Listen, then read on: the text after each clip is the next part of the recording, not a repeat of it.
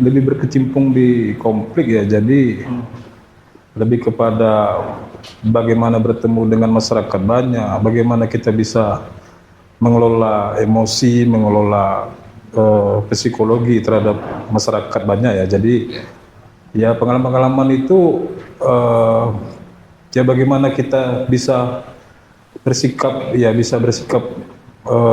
netral, adil terhadap para pihak yang bertikai. Kemudian kita cari solusinya. Saya rasa sih lebih kepada bersifat bagaimana kemampuan kita menghadapi tekanan, terutama dari masyarakat banyak gitu.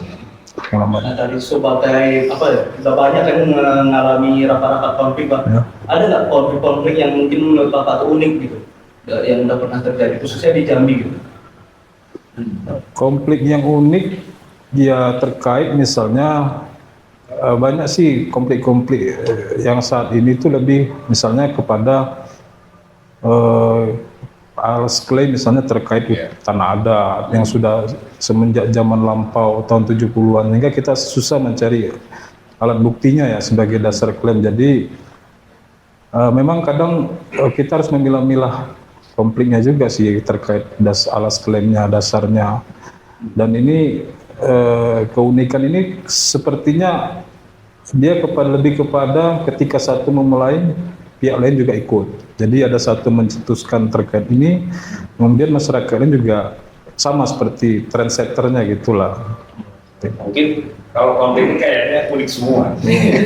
Masing-masing punya keunikan. Ya. Setiap konflik ini uniknya ini. Ya. Jadi mungkin ya semuanya pasti berkesan.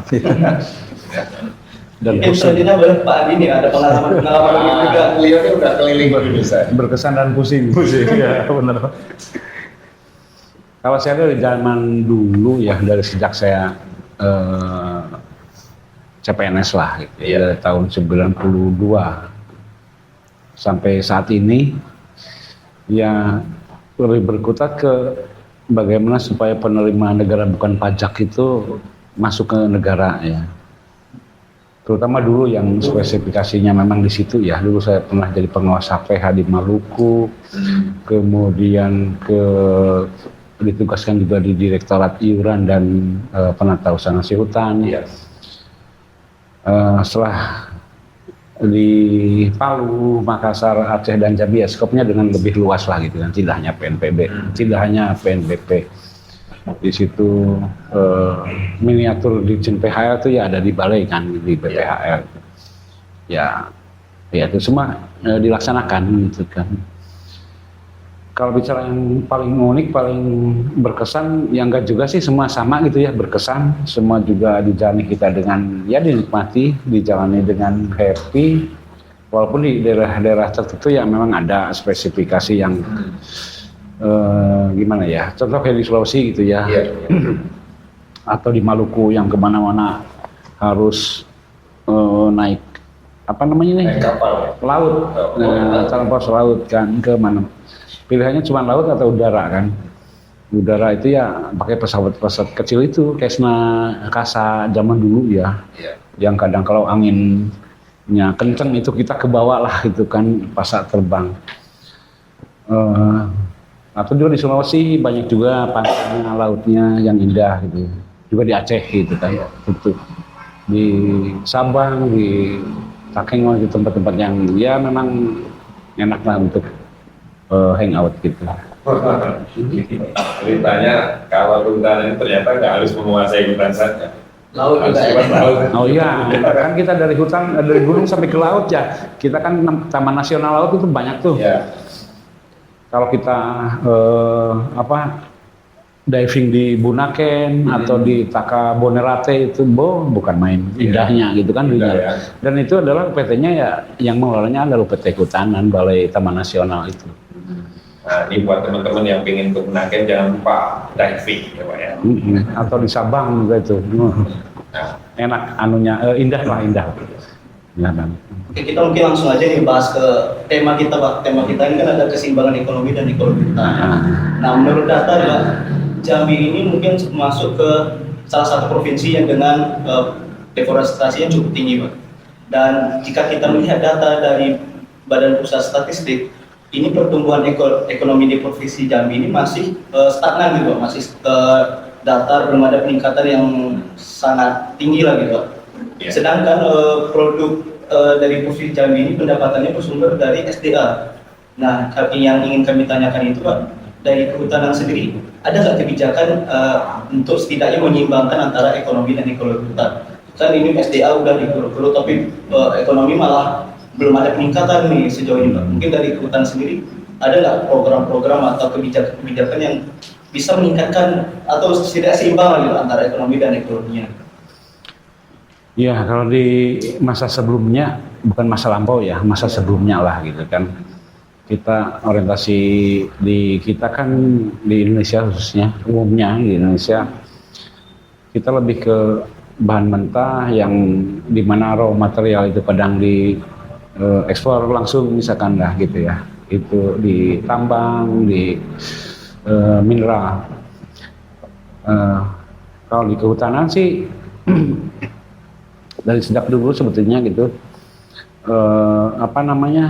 terkait proses pengolahan bahan baku dari hulu sampai ke hilir dalam hal pengolahan kayu lah misalkan gitu ya sudah dilakukan sejak zaman dulu, dan itu end user ya sifatnya dengan produk seperti plywood, terus kemudian woodworking.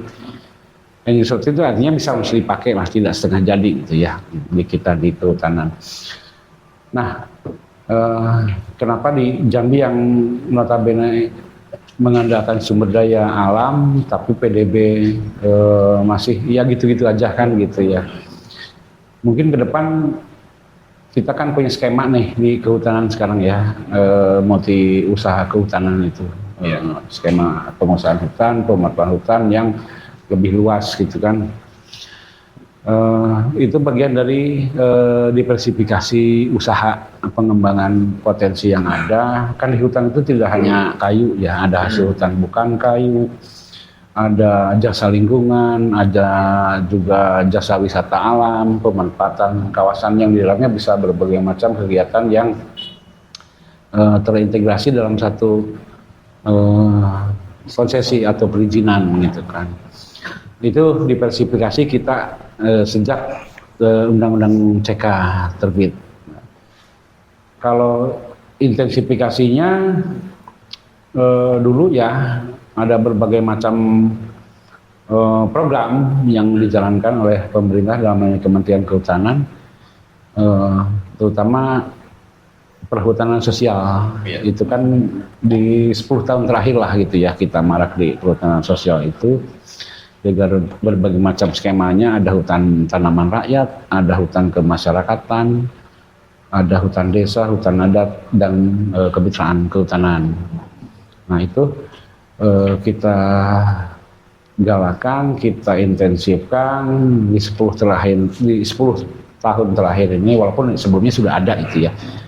Cuman fokus kita seiring dinamika perkembangan zaman, terus perubahan-perubahan yang terjadi di masyarakat begitu sangat cepat gitu kan, itu menjadi salah satu jawaban dari kita, dari Kementerian Kehutanan. Di samping itu tadi yang terakhir adalah skema multi usaha kehutanan pada perizinan berusaha pemanfaatan hutan. Mungkin kami minta dijelasin Pak, gimana skema multi usaha ini kan mungkin masyarakat di luar kan kurang tahu juga nih usaha kehutanan itu apa sebetulnya. Mungkin bisa dijelaskan secara singkat gitu, apa yang gampangnya gimana? Mungkin ya, multi itu kan banyak usaha yang banyak, maksudnya gitu. Kalau dulu ketika kita mengajukan izin pemanfaatan hutan, misalkan kayu, nah itu izinnya hanya kayu aja gitu kan, hanya untuk boleh menebang kayu, menanam lagi, menjualnya. Terus saja berputar di situ.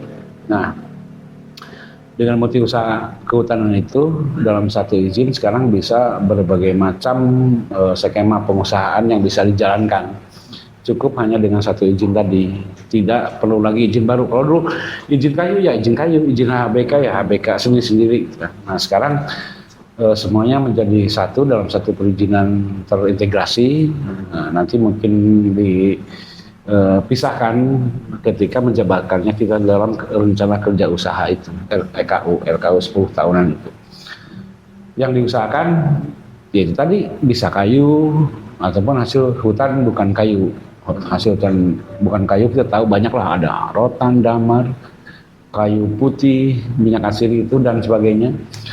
Kemudian jasa lingkungan juga ada karbon yang lagi ngetren sekarang gitu ya, yang lagi isu-isu isu utama. Kemudian juga ada izin usaha pemanfaatan kawasan di situ, ada silvopasture, ada silvopastura gitu kan. Silvopasture itu intinya beternak ikan di kawasan hutan lah gitu ya, atau silvopastura itu beternak sapi, kambing, apa semuanya di kawasan hutan. Itu di dalam satu konsesi, satu izin gitu. Yang dikelola satu unit manajemen yang satu gitu kan. Jadi untuk mengatasi permasalahan kayak misalnya kita menyeimbangkan sila ekonomi dan ekologi itu kan dari BPHL ada program khusus seperti Menteri Usaha Pertanaman lah gitu Pak. Nah sedangkan kalau dari Dinas Kehutanan Provinsi Pak ada nggak untuk menyeimbangkan? Terima kasih. Jadi salah satu kebijakan atau program utamanya terkait keseimbangan ekonomi dan ekologi ini ya, yaitu perhutanan sosial. Ini kebijakan pusat nasional juga kan. Melalui perhutanan sosial ini tentu tujuannya kita kalau lihat aturannya juga ada 3 terkait dengan ekologi, kemudian dinamika sosial budaya, terus juga terkait dengan ekonomi, aspek ekonominya. Dari sisi aspek ekonomi, produk-produk dari perhutanan sosial tentunya kita usaha juga dampingi. Pertama melalui misalnya pertemuan ataupun bagaimana menyambungkan antara optaker atau pengusaha dengan perhutanan sosial. Jadi misalnya kalau di Jambi ini antara misalnya produk kopi paman dengan perhutanan sosial, agroforestry ya. Ini kita mempertemukan juga dengan pengusaha-pengusaha kerajinan rotan misalnya di Bungo. Kemudian dari sisi ekologinya kita juga punya skema misalnya hutan adat yang memang secara adat, secara kearifan lokal berusaha memelihara ataupun menjaga tutupan hutannya. Dari sisi meski dengan kompensasi mereka menjaga hutannya, kita juga ada program-program seperti misalnya pohon asu atau kalau di bahasa lokalnya ada nginang pohon seperti itu. Jadi satu pohon kita mencari donatur yang dapat membiayai satu pohon itu selama setahun supaya tidak ditebang. Kemudian juga dari sisi tadi terkait ekonomi kita juga berusaha tahun ini kita akan bekerjasama dengan Badan Pusat Statistik atau meminta asistensi mereka terkait bagaimana nilai pendapatan petani hutan. Kita berusaha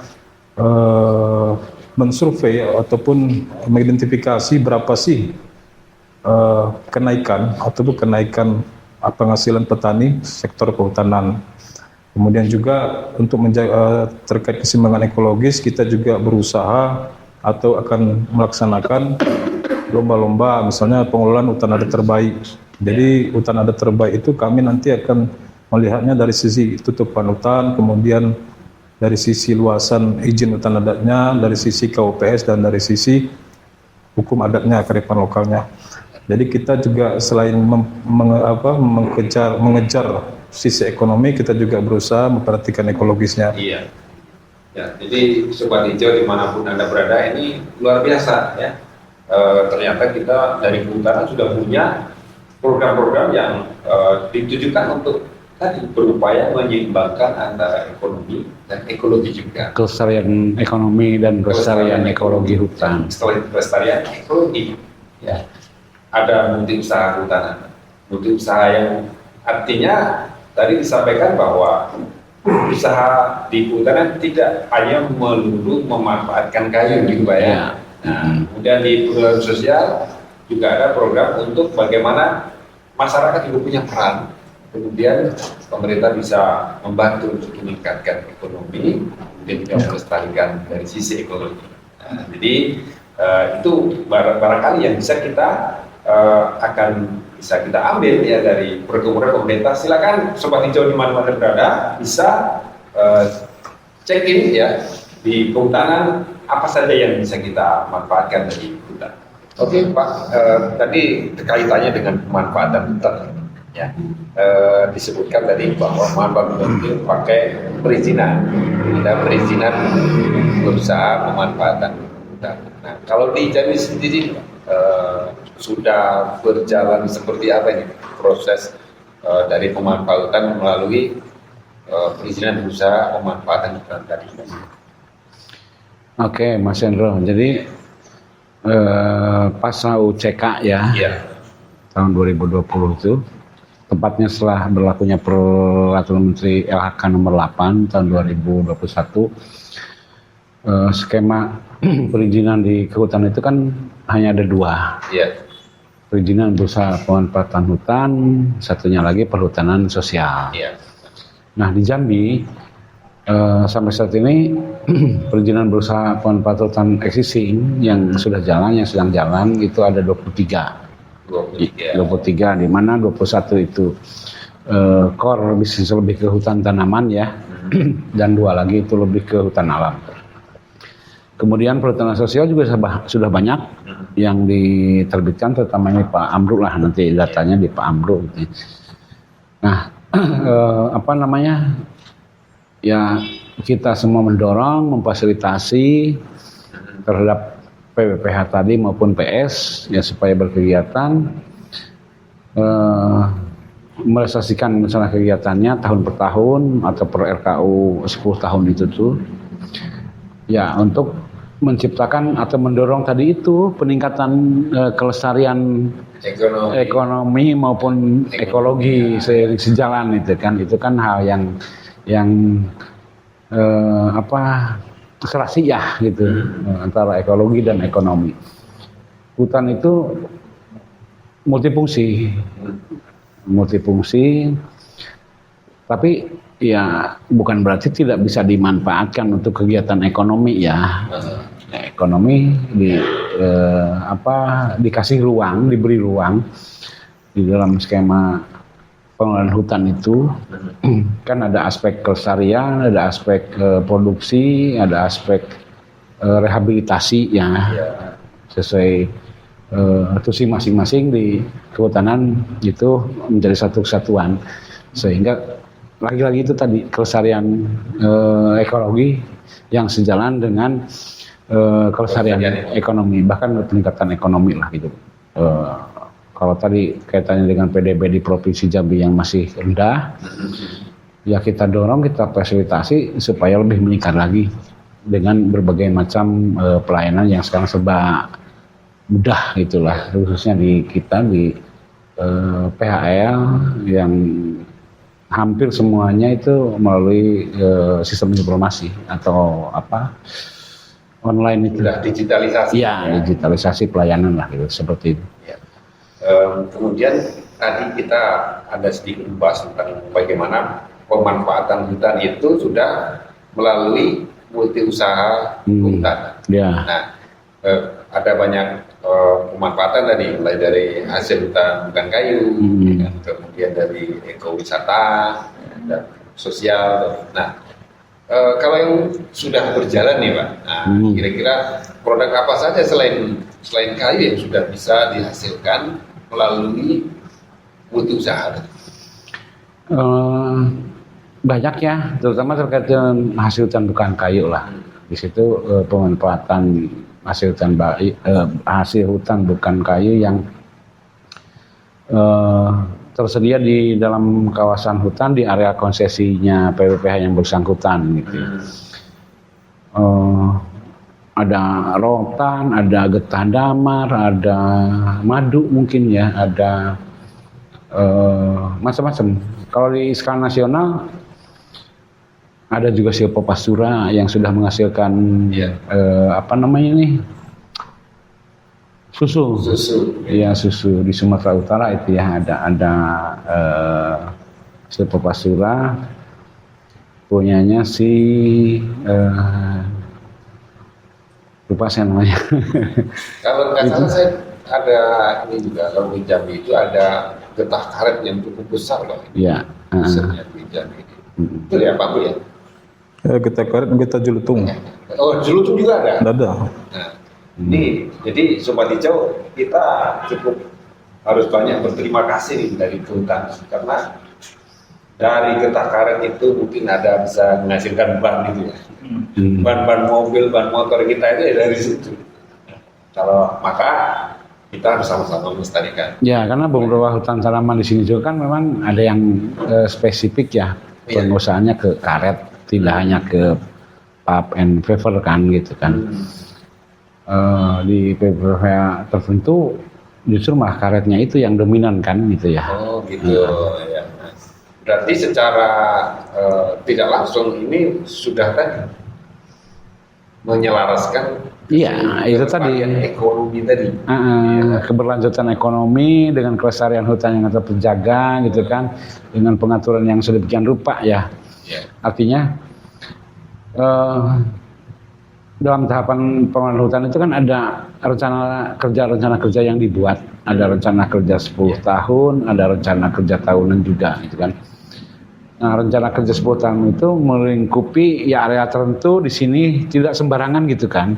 Melakukan penebangan atau menebang pohon-pohon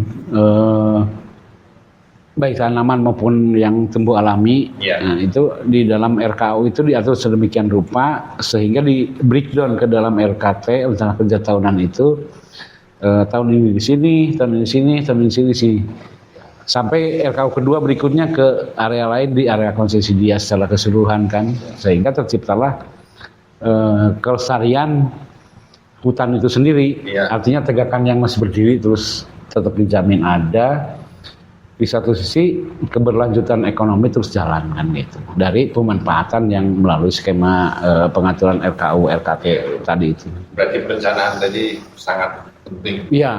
Supaya keberlanjutan tadi. Iya, sangat penting karena ya itu tadi perencanaan dirancang untuk kelestarian kan sebetulnya, baik itu hutan itu sendiri, ya ekologi maupun kelestarian usaha tadi itu secara ekonomi ya. Sebelum jauh nih Pak, kami mau nanya juga nih kan kita dari tadi ngebahas tentang berusaha ataupun perizinan berusahanya. Ini saya ingin bertanya nih, mungkin masyarakat umum pun punya pertanyaan sama mungkin sama kayak saya. Nah, di khususnya di Jambi, gimana nih kalau kita pengen ngajuin perizinan itu, Pak, perizinan usaha? Bagaimana langkah-langkahnya? Terus kita, kayak mana cara kita tuh tahu, oh ini area-area yang bisa kita untuk ajukan izin gitu, Pak? Mungkin dari kepala dinas atau kepala balai bisa untuk menanggapi. Ya, jadi di tiap provinsi itu ada semacam peta arahan pemanfaatan hutan ya, itu yang diterbitkan oleh pusat dalam hal ini Direktur Jenderal PAL. Itu untuk pemohon yang ke PBPH, ya ke perizinan berusaha pemanfaatan. Sedangkan yang ke perhutanan sosial itu ada peta indikatif area perhutanan sosial. Area perhutanan sosial atau PIAPS itu diterbitkan oleh Direktorat Jenderal Perhutanan Sosial di Jakarta juga. Nah, di area-area tadi itulah yang masih idle ya, yang belum ada konsesi atau belum dibebani izin. Disitulah yang bisa diajukan atau dimohon oleh si pemohon itu ke menteri ya, tidak ke balai atau tidak ke dinas gitu ya. Selama itu di kawasan hutan gitu. Nah, terkait dengan yang di dinas mungkin yang pemanfaatan HBK di APL itu. Pemanfaatan HBK di hutan negara yang bukan kawasan hutan di APL itu, area penggunaan lain. Tentu ada syarat-syarat tertentu yang mesti dipenuhi dengan skop yang beda-beda ya. Artinya PS lebih ke skala yang masyarakat yang kecil lah gitu ya. Kalau PBPH lebih skala korporasi yang gede. Dan syaratnya juga tentu beda. Kalau yang di PBPH itu ada AMDAL, ada kajian lingkungan dan sebagainya lah gitu kan. Kalau di PS relatif lebih simple, lebih mudah dipenuhi karena memang sasaran utamanya adalah masyarakat dan kelompok masyarakat gitu ya. Di PBPH lebih ke korporasi yang modalnya besar gitu kan. Mungkin Pak Amro yang nambahi. Ya. Ya, mungkin dari dinas kan mungkin masyarakat mungkin perlu tahap awalnya nih Pak. Tahap awal mungkin apa yang bisa difasilitasi dari dinas kehutanan sendiri Pak? Seperti apa cara pengajuannya, mungkin dia bisa langsung ke dinas mungkin ya Pak. Baik, terima kasih.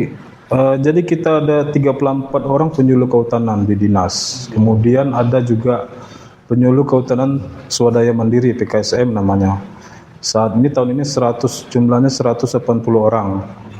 Di samping itu juga ada LSM atau NGO yang memang sering bertugas mendampingi masyarakat. Mereka-mereka inilah yang mendampingi kelompok masyarakat dalam memetakan, mengidentifikasi arealnya untuk mengajukan perhutanan sosial misalnya. Nah memang prosesnya yang lebih memahami atau lebih mengetahui tentu masyarakat dibantu oleh tadi yang penyuluh kehutanan, NGO, kemudian ada PKSM, kemudian nanti petanya itu setelah dipetakan, diidentifikasi arealnya, apakah masuk PIAPS atau tidak, peta indikatif perhutanan sosial.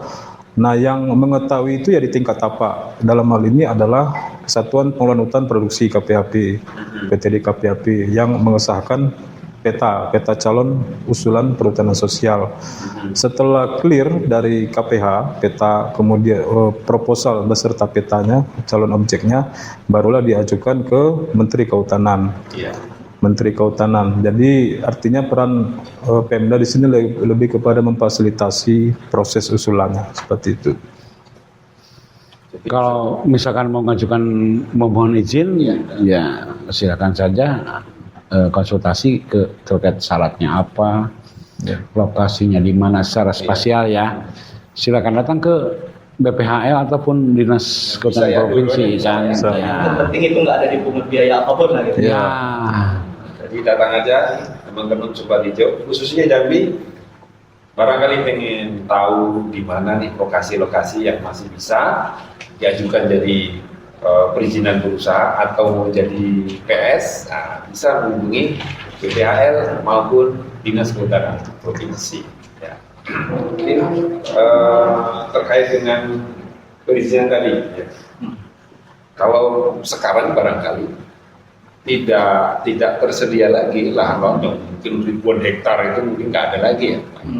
Nah, kalau kemudian dia letaknya banyak, misalnya di sini 50 hektar, di sana 100, itu apakah bisa menjadi satu perizinan apa enggak?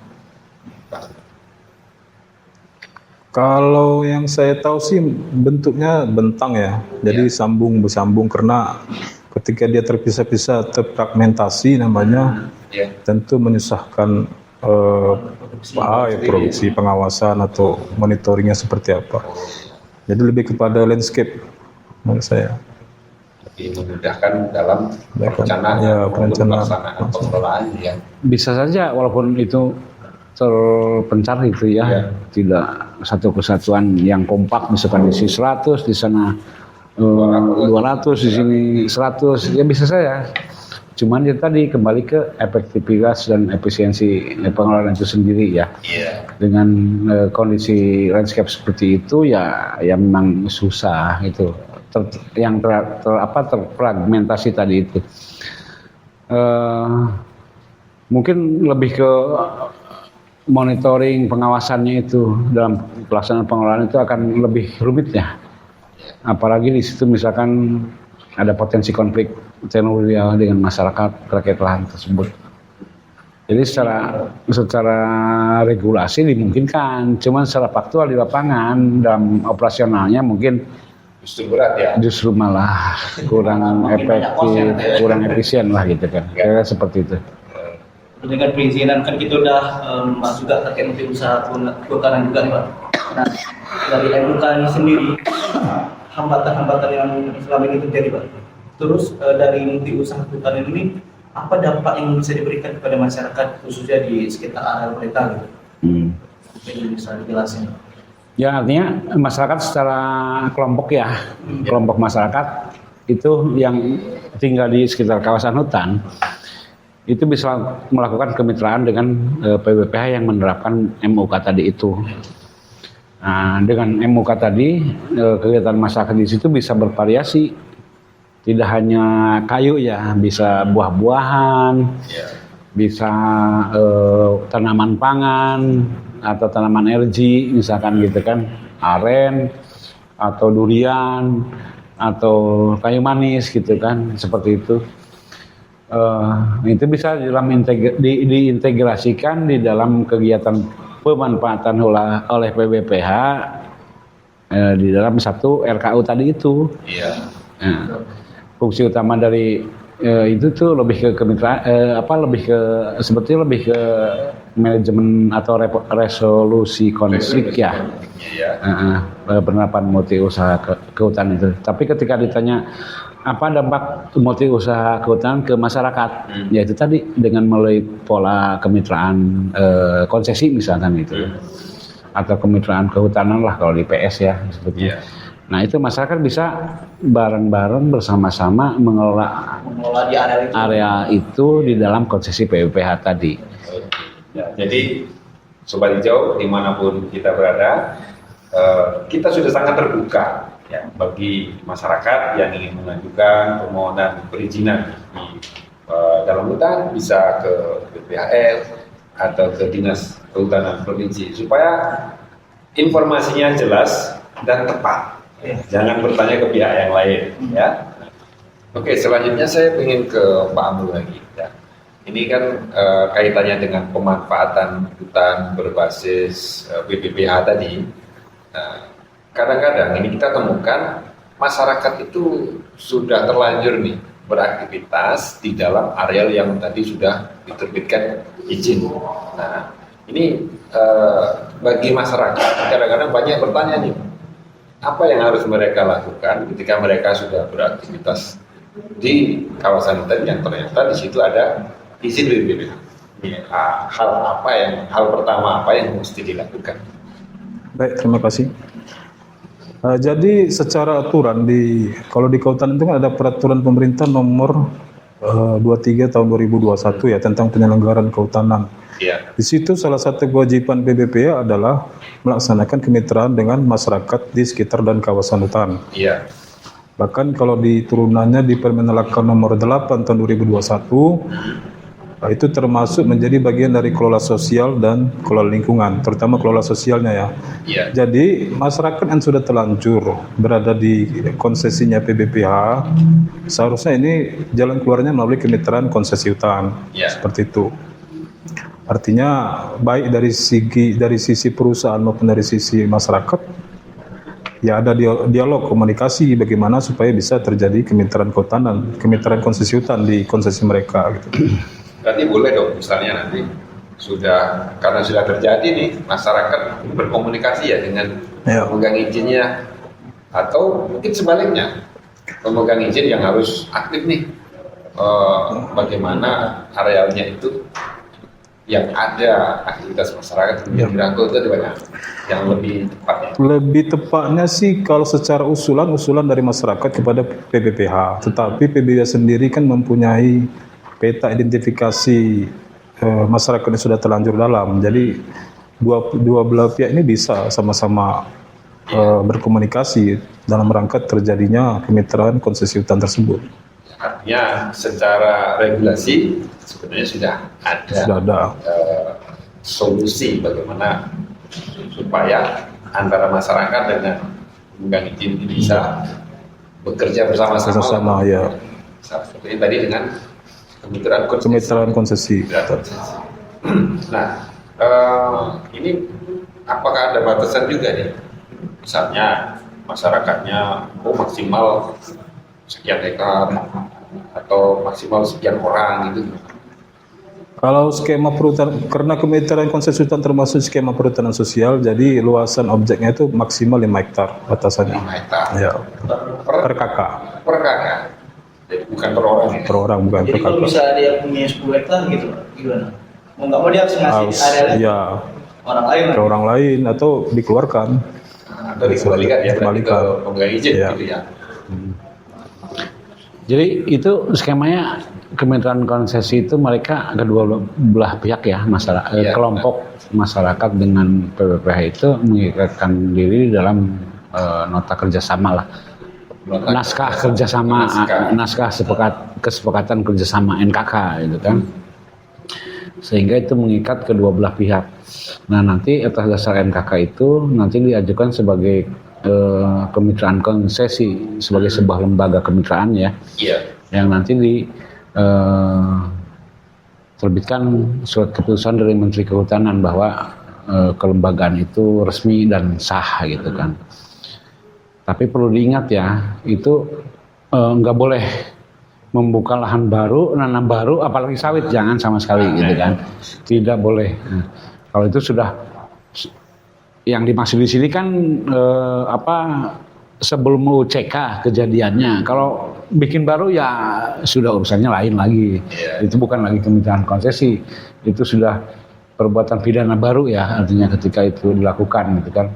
Nah dalam kerangka kemitraan konsesi ini si lahan yang dikelola atau diusahakan oleh masyarakat itu diintegrasikan ke dalam kegiatan PWPH, di mana di situ wajib bayar PNBP atas produksi yang dihasilkan di lahan itu ya.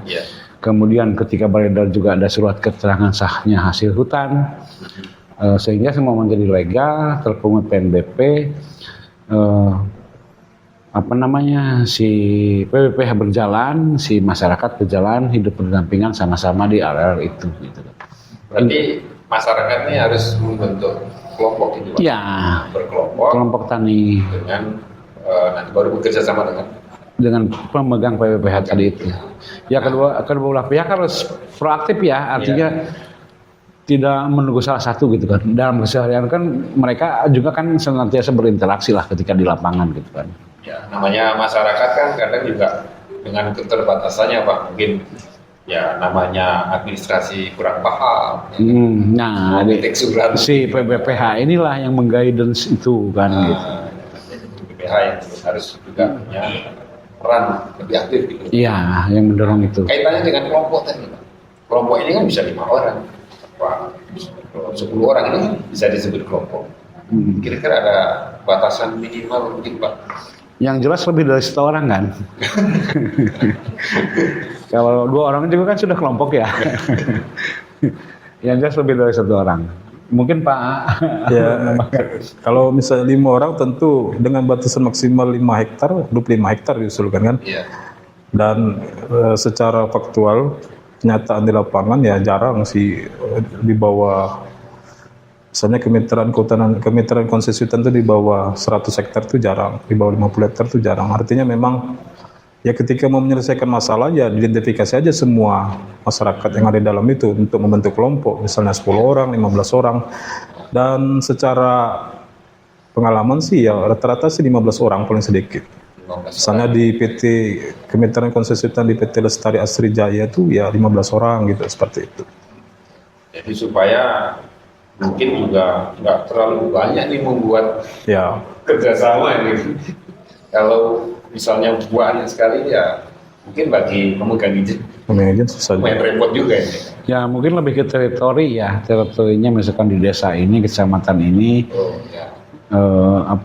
satu NKK misalkan, ada lagi di sebelah sana kecamatan apa, desa apa, ya bisa juga diikat dengan NKK lain gitu kan. Nah, tadi Pak, mungkin setelah sudah punya NKK tadi, setelah itu apakah sudah langsung bisa dikerjakan atau gimana ini? NKK itu ditandatangani oleh kedua belah pihak setelah semuanya sepakat ya, dan kemudian diajukan sebagai kelembagaan kemitraan konsesi ke Kementerian Kehutanan. Oh, ke kementerian lagi? Iya. Baru setelah itu dilakukan berarti ada proses cek lagi ya?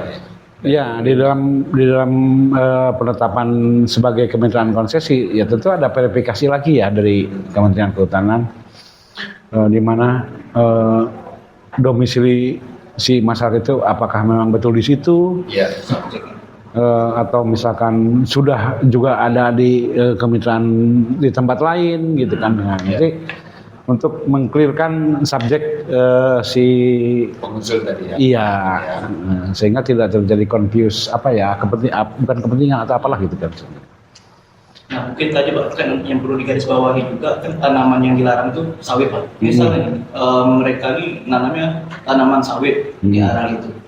Nah apa mungkin skemanya yang bisa dilakuin sama masyarakat Pak? Kan ini mungkin ada hal lain gitu seperti sebelumnya kan di UJK ada jangka benang gitu Pak. Nah mungkin bisa dijelaskan Pak kalau misalnya tanamannya sawit gimana gitu? Pertama, sawitnya nggak boleh nanam baru lagi. Kedua, sawit yang sudah ada itu diganti dengan tanaman berkayu, tanaman kehutanan lah gitu ya. Ketika NKK itu atau konsesi itu terbit, ya saat itu juga si sawit itu harus sudah ditanami oleh tanaman kehutanan minimal 100 batang per hektar. Gitu. Langsung disisip Pak ya? Iya, langsung disisip. Terkait sawitnya nanti sampai habis 1 daur itu sudah harus nggak ada sawit lagi gitu kan. Itulah yang disebut dengan mekanisme jangka benah di UCK tadi itu. Itu di kemitraan konsesi ya demikian juga gitu kan. Ya itu Pak tadi banyak yang boleh ditanam. Nah ini apakah juga bebas? Apakah tanam padi, tanam jagung, tanam kopi, atau jenis apa yang direkomendasikan? Kemudian jenis apa yang mungkin ini juga tidak dibolehkan untuk kemitraan konsesi? Ya sesuai dengan Pak Andi tadi tentu yang tidak boleh sama sekali sawit tadi. Sawit, ya. Ya jelas. Kemudian apa bentuknya perhutanan sosial lah umumnya ya, tetap khususnya kemitraan konsesi. Bentuk-bentuk yang diakomodir pusat dalam hal ini nasional adalah kan tentu agroforestry tadi, kemudian silvopastura, bisa juga silvofishery. Artinya tanaman-tanaman itu ya bisa aja ketika dia tutupan hutan di sela-selanya ada tanaman agro atau pertanian gitu kan. Tanaman pangan. Tanaman pangan. Nah, kita juga ada prioritas nih ke tanam pangan, bisa juga di situ. Misalkan di kemitraan konsesinya di tadi PT LAJ itu, jadi di sela-sela karet mereka juga nanam sayur-sayuran agroforestry dan ini hasilnya juga ditampung oleh PT LAJ sendiri sebagai konsumsi perusahaan tersebut. Iya. Optekernya lah. Ya, optekernya semacam opteker gitu.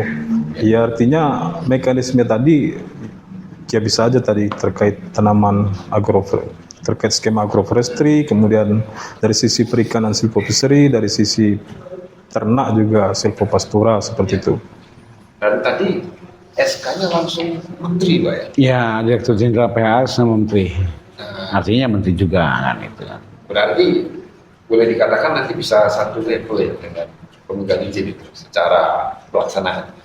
Ya, setelah ya NKK itu kan sejajar ya, artinya tidak timpang salah satu pihak lah dalam posisi yang sama kedudukannya di dalam NKK itu tadi. Ya, berarti juga kewajiban dan haknya terhadap negara juga sama ya? Iya, dan itu harus disepakati oleh kedua belah pihak ya, baik oleh kelompok masyarakat sendiri maupun PBBH-nya. Kalau nggak ketemu ya nggak akan jalan juga, nggak bisa ketemu gitu kan, harus sepakat kedua-duanya dengan proporsi yang seadil-adilnya lah gitu ya. Nah ini kan kaitannya dengan kemitraan konsesi ini adalah karena PBPH ya, ini menjadi bagian dari binaannya Balai PHL. Nah ini dalam proses maupun pelaksanaan daripada kemitraan konsesi, peran PPHL ini di mananya Pak? Misalnya dari proses tadi misalnya setelah MKK, kemudian nanti ada verifikasi, nah peran dari PPHL gimana? Yang jelas ya kita mendorong kepada seluruh PPH di Jambi ya untuk segera melaksanakan kemitraan konsesi sebagai resolusi konflik sesuai amanat surat keputusan Menteri LHK nomor 285 itu. Selain itu kita juga monitoring pelaksanaannya sampai di mana progresnya. Kalau yang belum sampai ke tahap SK ya terus kita dorong, kita ingatkan terus, masyarakat juga mungkin kita fasilitasi komunikasi dengan PBPH-nya gitu kan. ada beberapa kelompok masyarakat yang datang ke kami, ke BPHA terkait dengan itu, ya kami tentu mengarahkannya. Sehingga dua kepentingan, yaitu kelompok masyarakat dengan PWPH itu bisa bertemu, sehingga mereka di situ memformulasi lah seperti apa itu NKK-nya, dengan itu tadi proporsional, sama-sama jalan, sama-sama untung, sama-sama menjaga kembali ke tadi itu kelestarian hutan dengan keberlanjutan ekonomi tadi. Baik Pak, ini sekarang kan udah zamannya Gen Z, generasi Z katanya. Nah ini gimana nih caranya kehutanan mendorong generasi muda supaya juga punya atensi ke kehutanan? Partisipasi mungkin partisipasinya apa?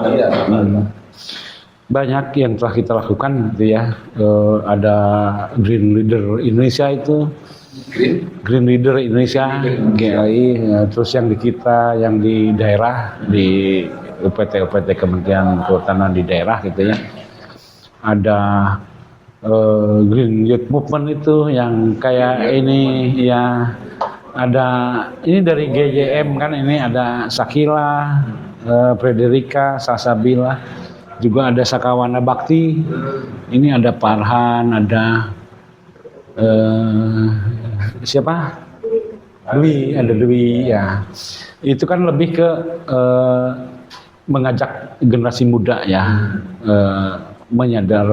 menyadari kepentingan tentang hutan yang lestari, kesadaran lingkungan menjadi lebih meningkat gitu kan.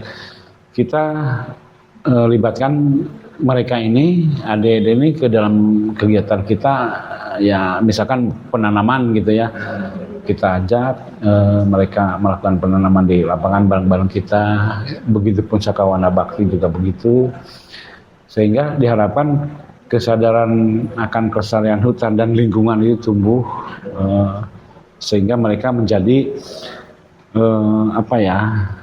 penyampai lah, penyampai ke masyarakat umum, khususnya misalkan lingkungan sekitarnya mereka, karena mereka juga sudah diangkat sebagai duta hijau ya, Green Ambassador-nya masing-masing simpul belajar ya, ada yang di BPHL, ada yang di BPDAS, ada yang di KSDA misalkan, dan diesakan oleh menteri mereka sebagai duta hijau kan. Dengan melalui waktu itu treatment atau pelatihan di kita ya, di masing-masing simpul belajar seminggu kalau nggak salah. Mungkin itu salah satu contoh ya, kita melibatkan generasi muda. Di samping mungkin ya kita ngikuti juga ada pameran-pameran apa gitu ya di tempat tertentu terkait dengan betapa pentingnya hutan itu bagi kelangsungan hidup kita lah. Gitu. Oke Pak, mungkin kita coba langsung libatkan ini Pak ya. Boleh Pak ya? Karena satu pohon itu oksigen yang dihasilkan oleh satu pohon itu bisa menghidupi 2 orang manusia kan gitu. Satu pohon ya. Satu pohon bisa untuk 2 orang. Iya, 2 orang manusia. Jadi kalau pohonnya ditebang, ya yang 2 orang kehilangan oksigennya. Kira-kira seperti itu Mas Hendro, Mas Hendy. Mungkin ada pertanyaan juga dari pihak Jimnya juga Pak. Ya silakan. Biar kita langsung libatkan ini. Katanya kan mereka generasi mudanya kehutanan. Iya. Kita tes coba. Ya. Coba siapa? Silakan yang mau mengajukan pertanyaan mungkin dari GM siapa? Rika atau Kila? Ya. Ada siapa, silakan perkenalkan dulu ya. Silakan, Sakila. Sakila atau Frederika? Sakila, iya silakan. Halo semuanya, saya Sakila dari Media Jim. Izin bertanya Bapak, sebutkan potensi ekonomi dari pemanfaatan HHBK di Indonesia, terutama yang berasal dari hasil hutan kayu. Terima kasih, sekian dari saya. Oke. Saya kira cukup jelas Pak. Ya, hasil hutan bukan kayu kan? Bukan kayu, potensi ekonomi. Potensi ekonomi. Jambi atau Indonesia ini? Indonesia itu punya spesifik tanaman atau hasil hutan bukan kayu yang jarang ada di tempat lain, yaitu rotan. Dengan berbahan baku rotan bisa diciptakan atau dibuat furniture itu, meja, kursi untuk di tempat wisata, untuk bahkan di rumah dan sebagainya gitu ya. Dengan volume yang cukup besar. Nah itu olahan rotan yang sudah dibikin sedemikian rupa tadi itu, pada masanya dulu itu menyumbang devisa, salah satu penyumbang ya devisa yang cukup besar bagi perekonomian nasional, karena diekspor ke luar negeri gitu kan. Di samping ya tentu ada HBK lain ya. HBK itu kan termasuk di dalamnya tanaman obat, tanaman hias, anggrek, tanaman obat lain lah gitu. Banyak yang menurut Mahya ditemukan di hutan gitu kan. Tapi dalam skala ekonomi yang sudah sangat terbukti yaitu rotan tadi itu. Juga ada getah damar, baik itu damar mata kucing maupun damar damar mata kucing dengan damar yang putih, lupa saya namanya, damar batu, ya damar batu. Di samping itu juga ada gaharu. Gaharu itu walaupun dari kayu ya, tapi karena sudah semian rupa masuk kategori HBK, nah itu potensi ekonominya juga luar biasa. Dan itu adalah diekspor gitu kan. Nah, Pak, jadi pengalaman saya juga waktu mau beli kursi rotan, saya pikir harganya paling 100.000 ternyata lebih dari 1 juta harganya, Pak. Ya, karena nilai estetikanya kan di situ kita beli estetika ya, itu kalau ketika rotan lah. Makanya di tempat-tempat wisata, di pantai gitu kan, terutama di Bali gitu ya, itu banyak sekali kita lihat furniture yang dibuat dari rotan seperti itu. Demikian Sakila, ya cukup ya. Mungkin kita kasih satu lagi ya, boleh ya? Iya. Yang dari Sakawana Bakti boleh ya? Nah, ya silakan Dwi atau Farhan. Jadi izin Bapak, perkenalkan sebelumnya nama saya Dwi Ranti dari Sakawana Bakti Jambi. Baiklah, di sini saya ada satu pertanyaan yang dimana pertanyaan tersebut tentang bagaimanakah BBPH secara langsung atau nyata mempengaruhi kondisi ekonomi masyarakat yang tinggal di sekitaran kawasan hutan, Bapak. Itu saja pertanyaan. Terima kasih, Bapak. Iya, makasih Dwi. Banyak